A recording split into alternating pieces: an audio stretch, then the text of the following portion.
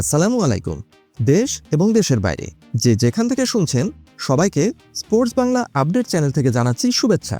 চলে এলাম আরও কিছু নতুন আপডেট নিয়ে। 2026 সালের জানুয়ারির এই সময়ে বার্সেলোনাকে ঘিরে বেশ কিছু রোমাঞ্চকর দলবদল এবং ভবিষ্যৎ পরিকল্পনার রিউমার বাতাসে ভাসছে। চলুন সর্বশেষ কিছু আপডেট নিয়ে আলোচনা করা যাক।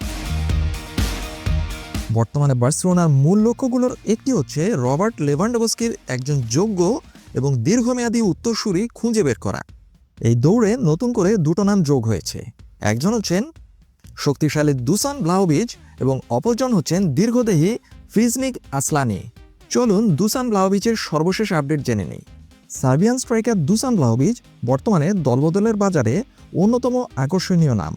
সর্বশেষ জানা গেছে জুভেন্টাসের সাথে তাঁর চুক্তির মেয়াদ শেষ হয়ে আসায় ইউরোপীয় জায়ান্ট বায়ার্ন মিউনিখ এবং এসি মিলানের মতো বড় ক্লাবগুলো তাকে এখন পেতে চাইছে। তবে বার্সেলোনার ইমেজ এবং স্প্যানিশ মিডিয়ার আকর্ষণের কারণে এই চ্যালেঞ্জ ব্লাহোভিচকে স্পেনের দিকে আকৃষ্ট করতে পারে। জুভেন্টাসের হয়ে সব মিলিয়ে 60টি গোল করা এই ফিনিশারকে ফ্রি ট্রান্সফার হিসেবে বার্সেলোনা পাওয়ার একটি সম্ভাবনা তৈরি হয়েছে। আর বার্সেলোনা যদি তাকে ফ্রি এজেন্ট হিসেবে পেয়ে যায় তবে সেটা বর্তমান মার্কেটে বার্সেলোনার জন্য একটি বিশাল আর্থিক বিজয় হতে পারে। কিন্তু সেক্ষেত্রে বার্সেলোনাকে এক ত্রিমুখী লড়াই জিততে হবে। বার্সেলোনার বর্তমানে কম্পিটিশন এখন ইউরোপীয় জায়ান্ট বায়ার্ন মিউনিখ এবং ইতালিয়ান ক্লাব এসি মিলানের মতো বড় ক্লাবের সাথে।